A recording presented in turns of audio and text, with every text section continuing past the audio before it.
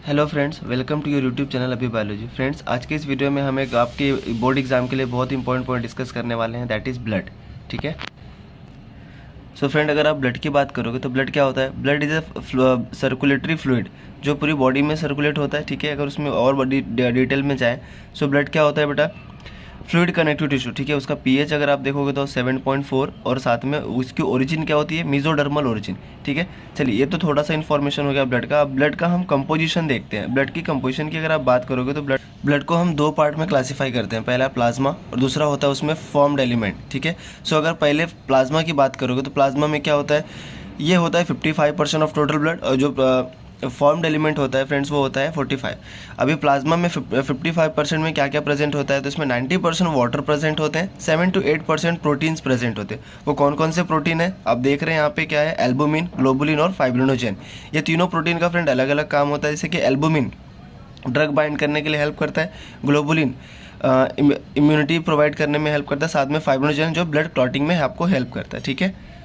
उसके बाद अगर आप देखेंगे तो प्लाज्मा में कुछ इनऑर्गेनिक सॉल्ट भी प्रेजेंट होते हैं, वेस्ट भी प्रेजेंट होता है। इसमें इंपॉर्टेंट कौन सा है? यूरिया। और लास्ट में एक एंटीकोगुलेंट प्रेजेंट होता है जिसको हम लोग क्या कहते हैं? हिपैरिन। तो आपको एग्जाम में क्वेश्चन आ सकता है anticoagulant present in a blood, तो ब्लड में एंटीकोगुलेंट कौन सा प्रेजेंट होता है? तो हिपैरिन। ठीक है, याद रखना ये। चलिए, अब हम देखते हैं कि फॉर्म्ड एलिमेंट में क्या क्या होता है। फ्रेंड्स, अगर आप फॉर्म्ड एलिमेंट की बात करोगे तो वहाँ पे प्रेजेंट होता है आरबीसी, डब्ल्यूबीसी और प्लेटलेट। आरबीसी को हम लोग और क्या कहते हैं? एरिथ्रोसाइट। डब्ल्यूबीसी को क्या कहते हैं? ल्यूकोसाइट। और प्लेटलेट्स को क्या कहते हैं? थ्रोम्बोसाइट। अब यहाँ पे एक इंपॉर्टेंट पॉइंट याद रखना है बेटा, जो आरबीसी होता है वो क्या होता है? उसके पास न्यूक्लियस नहीं होता, it is that's why it is known as non nucleated. और डब्ल्यूबीसी के पास क्या होता है? न्यूक्लियस होता है, इसलिए उसको हम लोग क्या कहते हैं? न्यूक्लिएटेड। और साथ में जो थ्रोम्बोसाइट होता है, प्लेटलेट्स, वो भी क्या होता है? नॉन न्यूक्लिएटेड होता है। ठीक है। सो फ्रेंड, याद रखना, जो इरिथ्रोसाइट है नॉन न्यूक्लिएटेड है, ल्यूकोसाइट न्यूक्लिएटेड और थ्रोम्बोसाइट भी क्या है अपना? नॉन न्यूक्लिएटेड है। अब अगर आगे आ जाए हम लोग लाइफ स्पैन की बात करें, सो आरबीसी का लाइफ स्पैन जो होता है 120 डेज होता है, डब्ल्यूबीसी का 5 to 10 डेज और प्लेटलेट्स का भी 5 to 10 डेज ही होता है। ठीक है। अगर नॉर्मल काउंट की बात करें फ्रेंड्स, तो याद रखना, जो आरबीसी का काउंट होता है हमारी बॉडी में, मेल में 5.1 to 5.8 मिलियंस, फीमेल में 4.3 to 5.2 मिलियंस, और डब्ल्यूबीसी की बात करोगे तो वो कितना होता है? 5,000 to 11,000 होता है। और थ्रोम्बोसाइट की बात करोगे तो वो कितना होता है? 2.5 to 4.5 लाख प्रेजेंट होता है। ठीक है। उसके बाद अगर कुछ और इंपॉर्टेंट पॉइंट अगर आप देखोगे तो फॉर्मेशन ऑफ डब्ल्यूबीसी को क्या कहते हैं हम? ल्यूकोपोइसिस। और फॉर्मेशन ऑफ आरबीसी को क्या कहते हैं? इरिथ्रोपोइसिस। यही सब इंपॉर्टेंट पॉइंट्स है फ्रेंड, आपको याद रखने हैं। फ्रेंड्स, अगर आरबीसी का नंबर इंक्रीज होता है तो उसको हम क्या कहते हैं? पॉलीसाइथीमिया। अगर डब्ल्यूबीसी का नंबर इंक्रीज होता है तो फ्रेंड्स, डब्ल्यूबीसी का नंबर दो टाइम इंक्रीज हो सकता है। एक तो टेम्परेरी इंक्रीज हो सकता है और परमानेंट भी इंक्रीज हो सकता है। टेम्परेरी कौन से केस में इंक्रीज होगा? जब आपको कोई इन्फेक्शन वगैरह होता है तो उसमें डब्ल्यूबीसी का काउंट इंक्रीज हो जाता है, तो उसको हम लोग कहते हैं ल्यूकोसाइटोसिस। अगर किसी पर्सन में अगर डब्ल्यूबीसी का नंबर परमानेंट ग्रो हो रहा है, मतलब उसको क्या है? कैंसर है, तो कौन सा? ब्लड कैंसर, उसको हम लोग और क्या कहते हैं? ल्यूकेमिया। अब हम फंक्शन की बात करें तो फंक्शन क्या होता है आरबीसी का? Transportation of oxygen and CO2 and also maintain the pH, और उसके बाद maintain the viscosity of blood. ठीक है। अगर यहाँ पे डब्ल्यूबीसी की बात, फंक्शन की बात करो तो क्या करता है? Fight with micro organism. जो भी हमारी बॉडी में माइक्रो ऑर्गेनिज्म जाते हैं उसे किल करने का काम कौन करता है? हमारा डब्ल्यूबीसी। आगे बात करेंगे फ्रेंड, जो आरबीसी होता है उसके पास एक रेस्पिरेटरी पिगमेंट होता है, क्या कहते हैं उसको? हीमोग्लोबिन। हीमोग्लोबिन क्या है? रेस्पिरेटरी पिगमेंट जो पूरी बॉडी में ऑक्सीजन को सप्लाई करने का काम कर रहा है और CO2 को बाहर करने का काम कर रहा है। उसके बाद एक एंजाइम प्रेजेंट होता है हमारे आरबीसी में, उसको हम लोग क्या कहते हैं? Carbonic anhydrase. ये जितने भी पॉइंट हम डिस्कस कर रहे हैं फ्रेंड्स, सारे इंपॉर्टेंट पॉइंट है, सारे यहाँ सबसे आपको बोर्ड एग्जाम में क्वेश्चंस बन सकते हैं। तो एंजाइम कौन सा प्रेजेंट होता है? तो कार्बोनिक एनहाइड्रेस। और आरबीसी के पास कौन सा पिगमेंट है? हीमोग्लोबिन। हीमोग्लोबिन का काम क्या होता है? रेस्पिरेटरी पिगमेंट, और साथ में वो ब्लड में कलर देने का भी काम करता है। ठीक है। अब यहाँ पे आप डब्ल्यूबीसी की टाइप की बात करोगे फ्रेंड्स, तो कितने टाइप के डब्ल्यूबीसी होते हैं? दो टाइप के, ग्रैनुलोसाइट और एग्रानुलोसाइट, जिसको हम अभी आगे देखने वाले। ठीक है। और अगर फ्रेंड्स आप थ्रोम्बोसाइट के फंक्शन की बात करेंगे तो उसका फंक्शन होता है वो ब्लड क्लॉटिंग में हेल्प करता है। उसके अंदर क्या प्रेजेंट होता है? क्लॉटिंग फैक्टर्स प्रेजेंट होते हैं जो आपके ब्लड को कोगुलेट करने में हेल्प करता है। फ्रेंड्स, अभी तक हमने देखा पूरा ब्लड का क्लासिफिकेशन या फिर उसका माइंड मैप।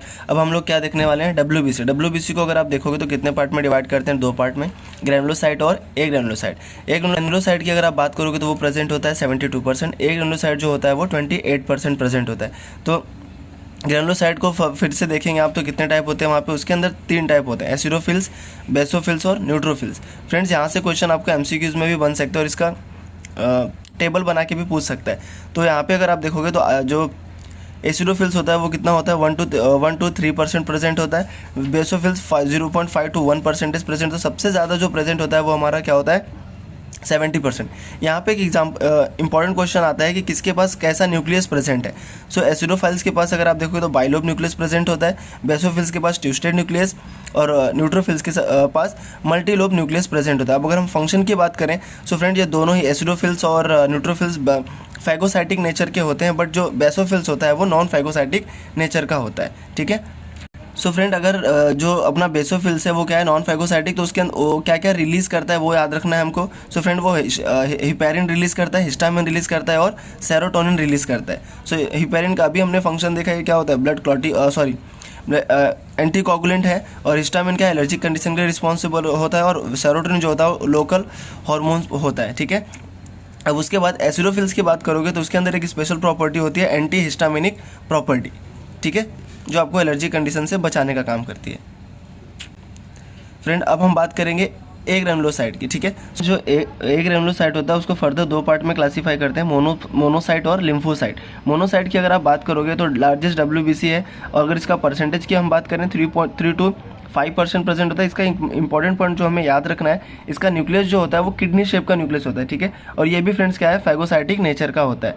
अब हम लिम्फोसाइट की बात करें तो बी लिम्फोसाइट और टी लिम्फोसाइट। फ्रेंड्स इन दोनों में एक बेसिक डिफरेंस क्या है, बी लिम्फोसाइट जो होता है उसका इसका दोनों का फॉर्मेशन तो बोन मैरो में होता है, बट जो बी लिम्फोसाइट है वो मैच्योर भी बोन मैरो में होता है, और टी लिम्फोसाइट जो होता है वो उसका मैच्योरेशन होता है थाइमस ग्लैंड में। कहाँ पे थाइमस ग्लैंड में इसका मैच्योरेशन होता है।